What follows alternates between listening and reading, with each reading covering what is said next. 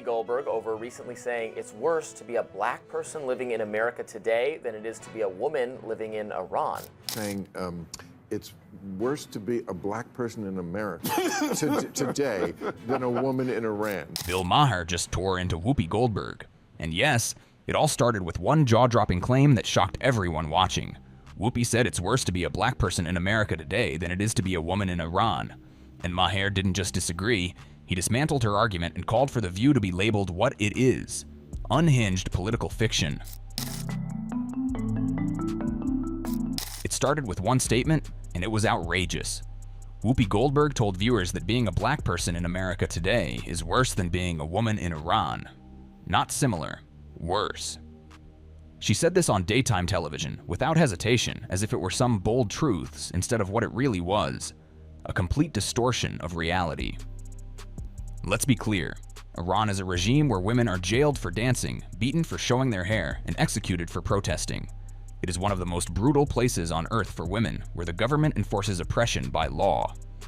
And yet, Whoopi stood there in a free country, with her millions, her platform, and her influence, and compared that to life in the US, where black Americans have fought for and achieved real civil rights, representation, and success.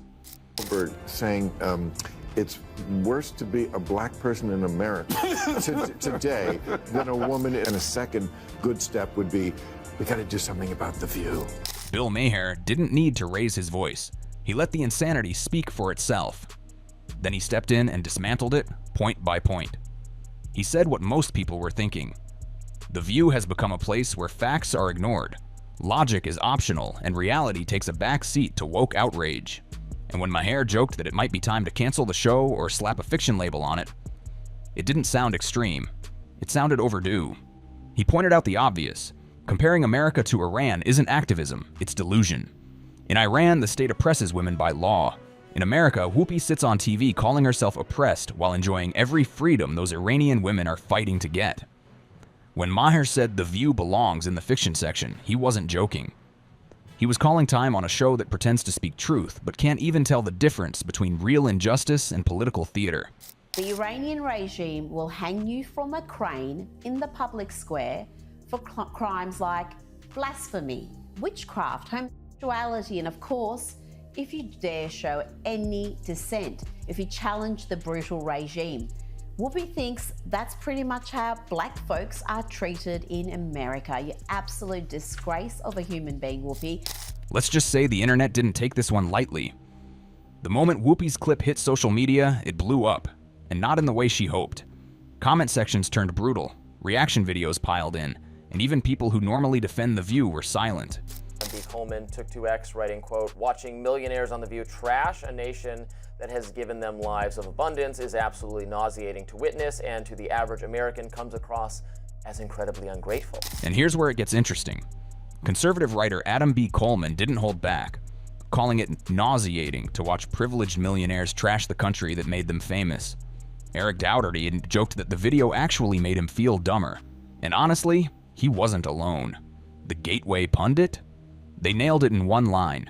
Even Bill Maher has had enough of Whoopi Goldberg. Saying that it is the same.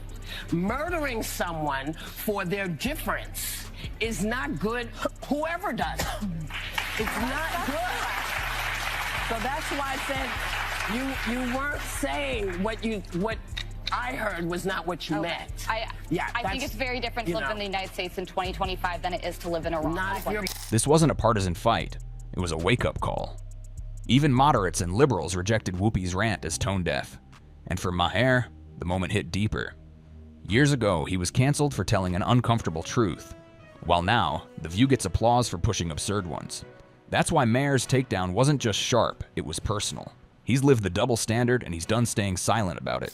My great-great-grandfather was born on a Rosedown plantation. I am literally being judged not by the color of my skin, but by the content of my character. That's the progress, because, like, a lot of white people had to vote for me. Now here's where things took a sharp turn. Wesley Hunt, a black Republican congressman from Texas, walked onto Maher's show and instantly destroyed Whoopi's narrative just by telling his story. His father once faced segregation, but today he serves in Congress, elected by a white majority district. That real-world progress directly contradicted Whoopi's claim that America is still racially oppressive. Maher didn't need to add anything. Hunt's presence alone exposed the gap between woke talking points and lived reality. Here's the part Maher didn't let slide, and frankly, no one should. Whoopi didn't just make a bad comparison. She used real, ongoing human suffering in Iran as a backdrop to dramatize her own political narrative. And when someone sitting in full freedom uses the lives of women under dictatorship as a talking point, it stops being a hot take and starts being an insult. Maher didn't argue the details, he simply exposed how absurd it is for someone living in full freedom to claim victimhood on par with those under a brutal regime. It wasn't commentary, it was exploitation, and Maher called it out for exactly what it was. Black people can't afford to indulge rich white people's need to endlessly flagellate themselves. They just want prices to go down and good jobs and the police when you call them. Well, if he's right, then why didn't people vote for the former prosecutor who actually had policy plans to help the working class? This is where Whoopi tried to double down and completely missed the mark. When challenged, Whoopi shifted the focus to gun violence in black communities, but Maher saw it for what it was, an emotional deflection. He didn't deny the problem, but he made the distinction clear. Violence in America isn't enforced by the state like it is in Iran. Whoopi blurred that line to dodge criticism, and Maher called out the tactic for what it was: manipulation, not truth. You love to speak truth to power, and we always should, but you have completely lost the ability to speak truth to bullshit. Let's be real. Someone had to say it. Maher ripped the mask off the victimhood narrative. He didn't deny racism, he just asked the obvious.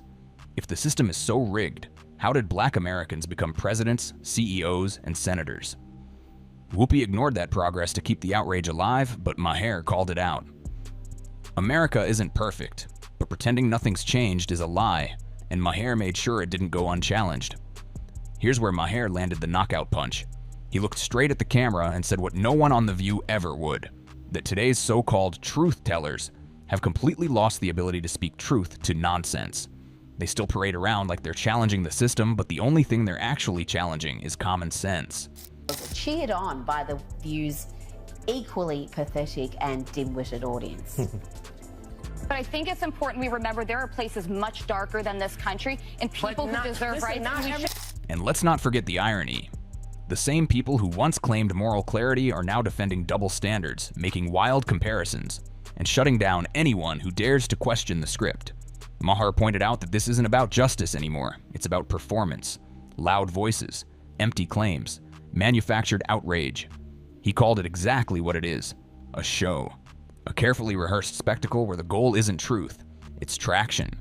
And when someone like Whoopi Goldberg uses her platform to push a narrative that falls apart under the slightest pressure, Maher doesn't just push back, he burns it to the ground. Not because he's trying to win a debate, but because someone has to keep the conversation honest. I think it was possible for a video to single-handedly lower my IQ, but here we are. And the Gateway Pundit account, by a favorite of Niles, weighed in on Maher's suggestion, writing, quote, "Even Bill Maher has had it with Whoopi Goldberg and The View." Let's be honest, this isn't just about one bad take. The View has become the loudspeaker for a worldview that punishes nuance, rewards outrage, and shuts down anyone who dares to ask basic questions. And Maher finally said what most people have been thinking for years. This show isn't offering Just understand that part of our sorry racial history in this country is that the point of view from a black person is often going to be very different and sometimes shocking to a white person. I pulled the quote from when Whoopi defended Michael Vick. The problem isn't that they're opinionated, it's that they've stopped being honest.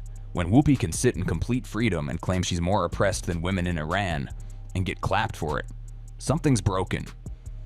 And Maher wasn't afraid to point straight at it. Which the white people imposed upon the black people. They are going to sometimes have a very different opinion. And the answer is not to make them sit in a corner for 2 weeks. That is insulting. It's so insulting to make a 60... His message wasn't just to Whoopi, it was to every network, every pundit, every so-called progressive who thinks saying something louder makes it truer. Maher didn't cancel anyone. He didn't silence a voice. He just did what no one else on TV is willing to do anymore. He told the truth, even when it wasn't convenient. So, here's the question. If truth sounds offensive and lies sound brave, what kind of world are we clapping for? Hit like, subscribe, and stay loud, because silence only feeds the fiction.